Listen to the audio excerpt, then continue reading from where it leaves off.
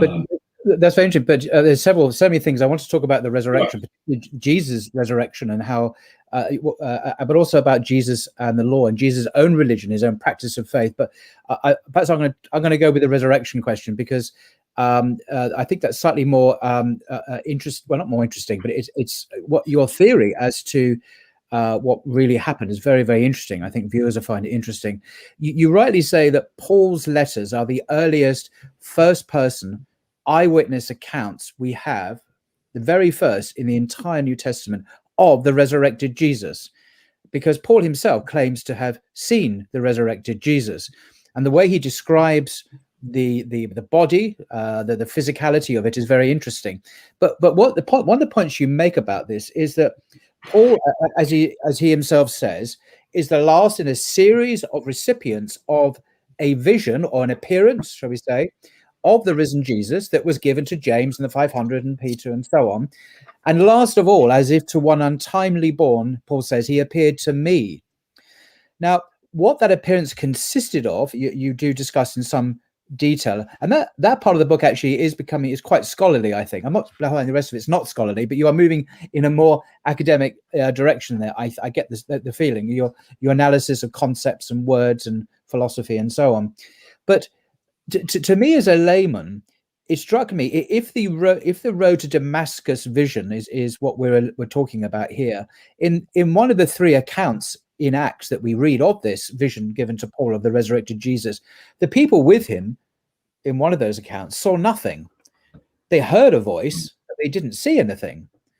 And could it be, and I think you suggested it is, that Paul essentially had a vision, a religious vision? Lots of people have visions. There are Catholics who see the Virgin Mary. There are people who see other religious figures throughout history in all sorts of religions.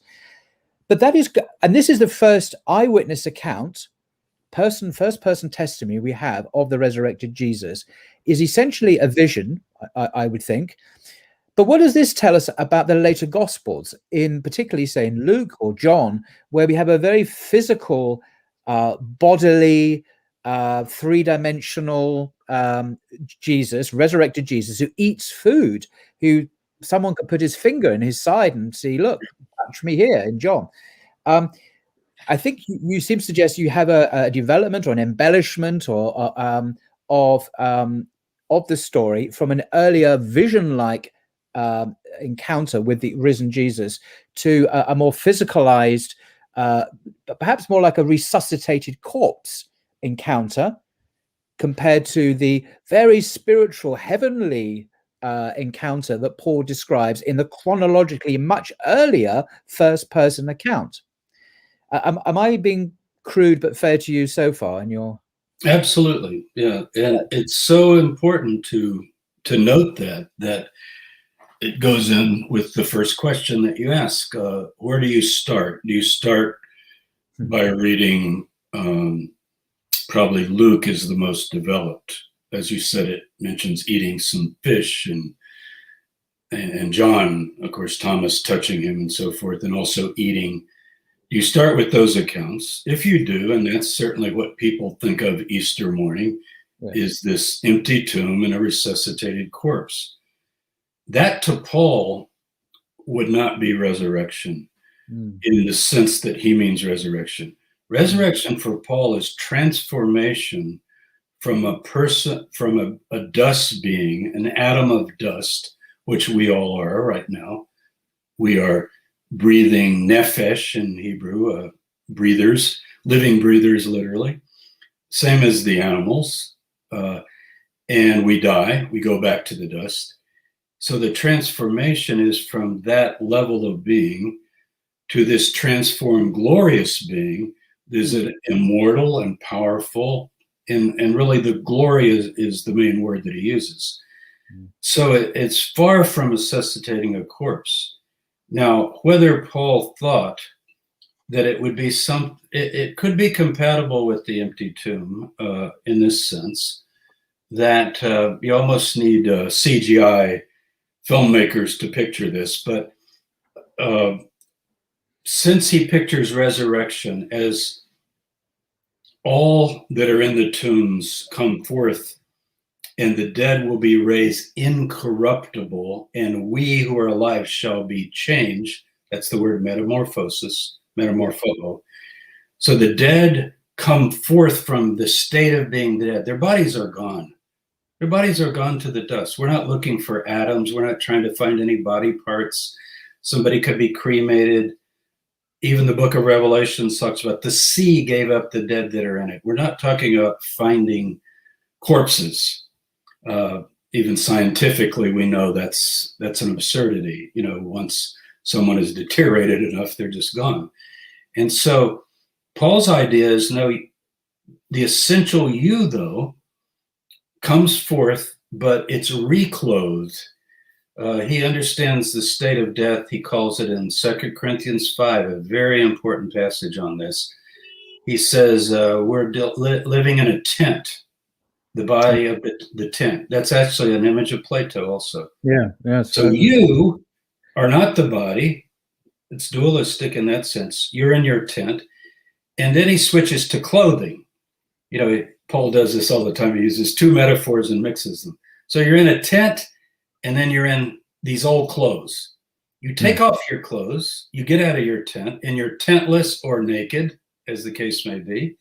And then you get reclothed, new set of clothes, new body, or a permanent building rather than a tent. So he actually has two analogies going at once, and they kind of cross. But the interesting thing is, he said, if we lose the old clothing, the body, our hope is not to be found naked, but to be reclothed, or even further clothed, it can be translated. That's the new existence. And so it could be, if we picture an empty Herodian tomb, and I've been in many of them, and I describe in the Jesus Dynasty these tombs, and laying on the niche, which is called the arcosolium, where the body's laid and decayed. It's wrapped in a shroud and so forth. And I think I start my book by talking about actually finding the only shrouded remains of a first century person ever discovered, with Shimon Gibson, just hiking in the Valley of Hinnom with our students one day. And by chance, we come across a freshly robbed grave that ended up dating back to the first century. And some of the shroud was even left. So this is very vivid to me. So I'm picturing the body in the niche. And this is how I'm imagining Paul would see it. That suddenly there'd be some sort of energy field in the tomb, and whatever is left of that physical body would just sort of melt or transmogrify. Is that a word? It would just sort of, and all that would be left would be some residue of clothing or something. And you would go like, what happened? Where is he? But not a corpse getting up and walking out, and it's the same physical state that it was in before. I think that's how Paul would view it. So Paul, everybody says, Bart would say this, Crossan would say this. I know you've interviewed Dom as well. They would say, well, the empty tomb is later.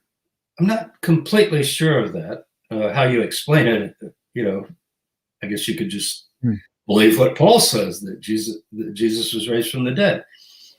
But resurrection is more apotheosis, which is a big word, but it essentially means being divinized, being taken up into the heavenly world.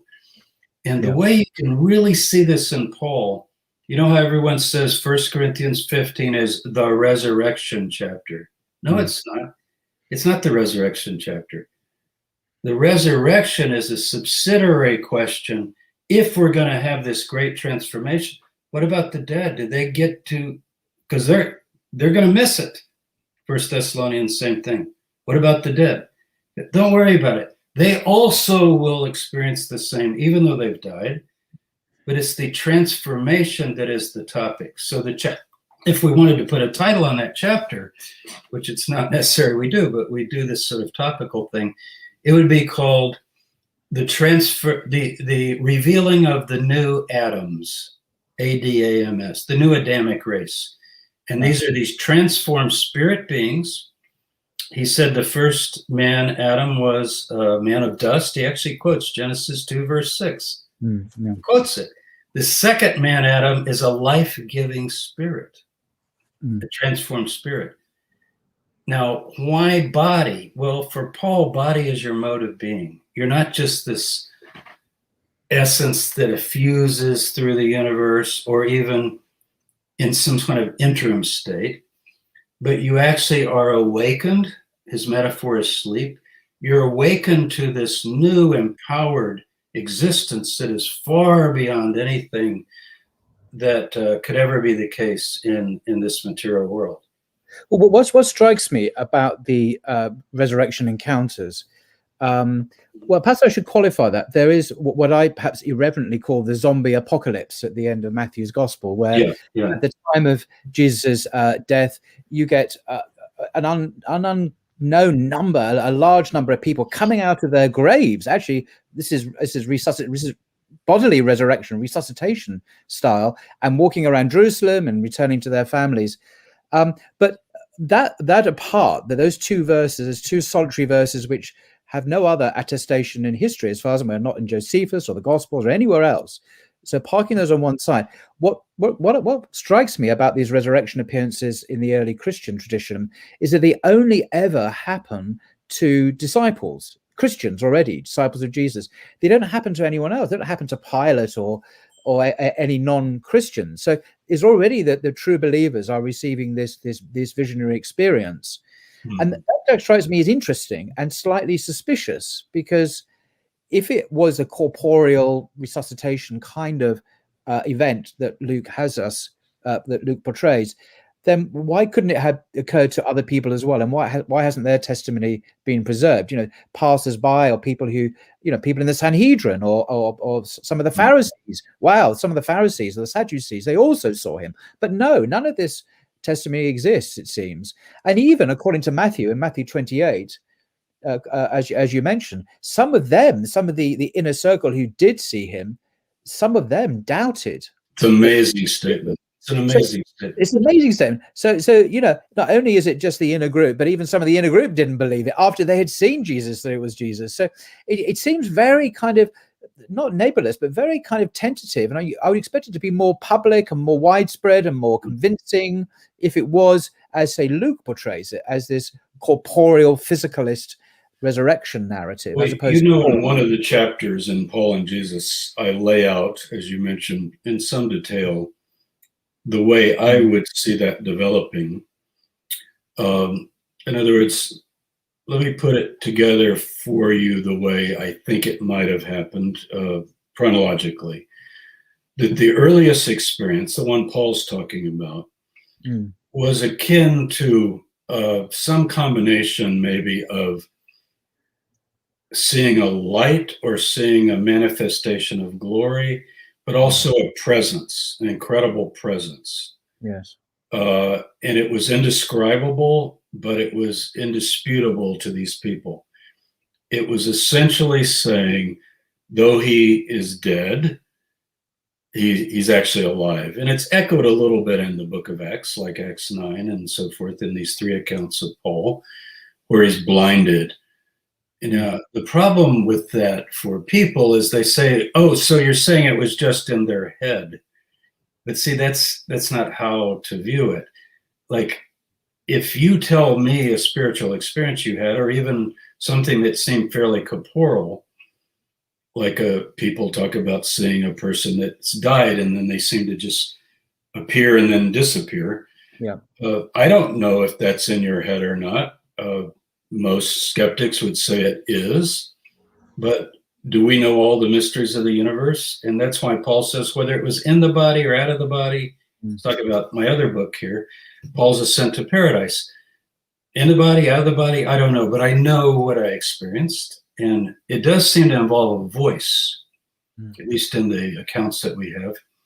Even in Paul's account in 2 Corinthians, the Ascent to Paradise, he's told by Jesus when he comes back from that experience, he's actually gets a verbal communication because he has this messenger of Satan that is buffeting him, and he asks Jesus to remove it. So he has this conversational relationship with Jesus. But this is with the heavenly Christ, actually talking to him and hearing back. And so I think that was the early experience. I would expect that Peter, I'm going by the Gospel of Peter here, they stayed for the days of unleavened bread. It's 8 days. They didn't see anything. It's Peter, the Gospel of Peter, it's very fantastic in a way and more unbelievable in terms of wonders than even our canonical Gospels. But there's a section of it where it says, we wept and cried for 7 days. Why would you be weeping and crying if you're meeting with Jesus regularly and having meals with him? You wouldn't. And then Peter says, I'm going to go fishing. And that's where it breaks off. So I think they went back to the Galilee in despair, great despair. And then Peter and James and the others, the way Paul recounts it, they begin to have these experiences that are overwhelming of the presence of faith that God has, in fact, raised Jesus from the dead. I don't know if the body's gone or if the body's there and they don't care about the body. It would be like taking Paul's analogy. You're out of your old clothing, you've got your new clothing, and you say, well, I want to carry this old clothing with me wherever I go. Why do you want it? So like Crossan has said, I could picture Christians visiting the tomb of Jesus with some kind of corpse inside. I know people can't imagine this, and saying, this is testimony to the resurrection because he's left his tent behind. He doesn't need that tent in heaven. Does he need organs? Does he need lungs and stomach? Is he respirating? Is his heart? This has nothing to do with the glorified new Adam that sits at the right hand of God in power and glory. That's what Paul saw. I think that was their view. Remember when the only thing we have of James, where he's asked, and of course it's later, it's in some of the Hegesippus and hinted at in the Pseudo-Clementines, these later writings. But when James is asked by the high priest, tell the people not to believe in your brother, and he says, you'll see the Son of Man coming in the clouds of heaven. So here's James saying, and he calls him, he doesn't mention him a lot, but he does call him the Lord twice, the Lord Jesus in the letter of James. So that would be my idea. Now, the Gospels later, for apologetic reasons, in my opinion, begin to embellish so that Mark has no appearances. Why? Because Mark's resurrection faith is the transfiguration. The transfiguration was a prolepsis of the resurrection. If you want to know resurrection, it's in Mark 9:1. You'll see the kingdom of God come with power. Some of you standing here will not taste of death till you've seen the kingdom. And then it says, and 7 days later, they go up to a mountain, just like Matthew 28, and they see this, we call it transfiguration. Well, that's a good word, transfiguration. You're transfigured into this. So it was a foretaste.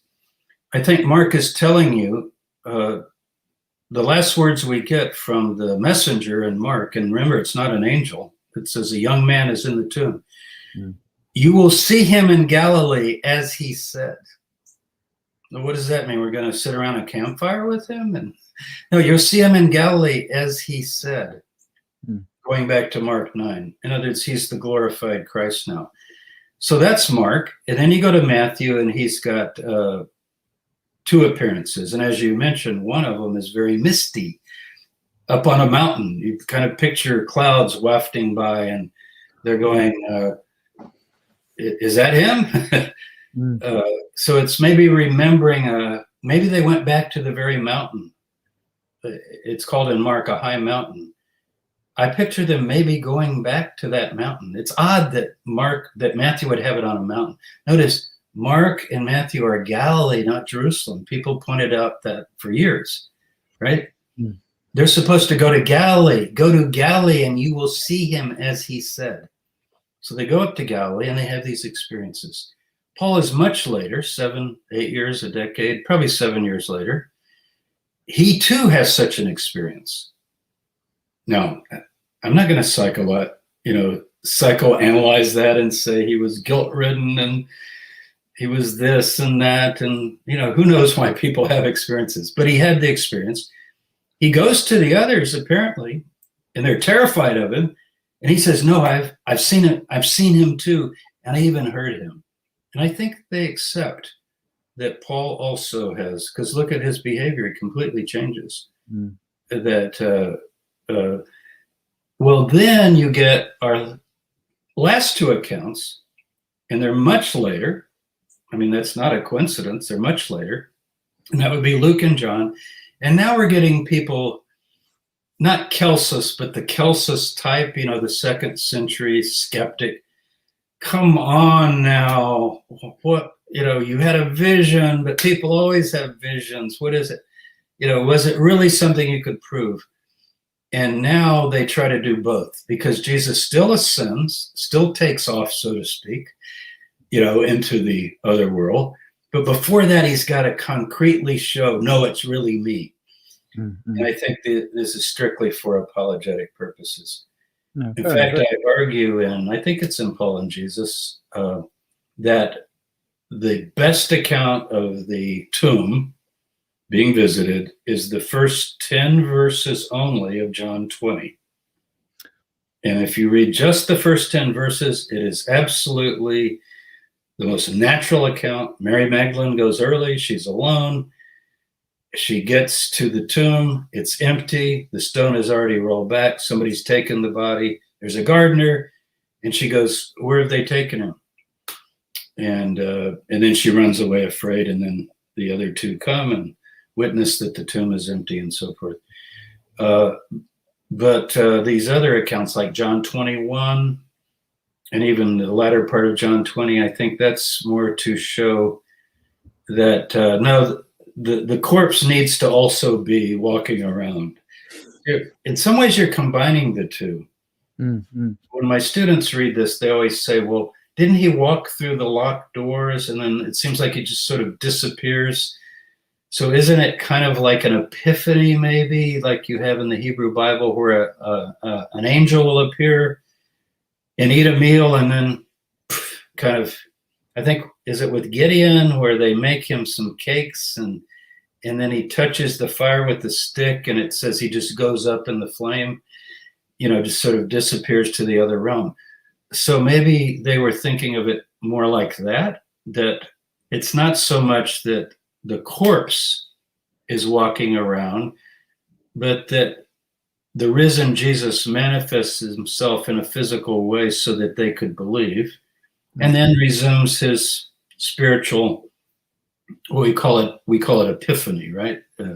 I think that's the technical. But in your view, that's still an embellishment. It's a development on the earlier highly heavenly vision. I think it is.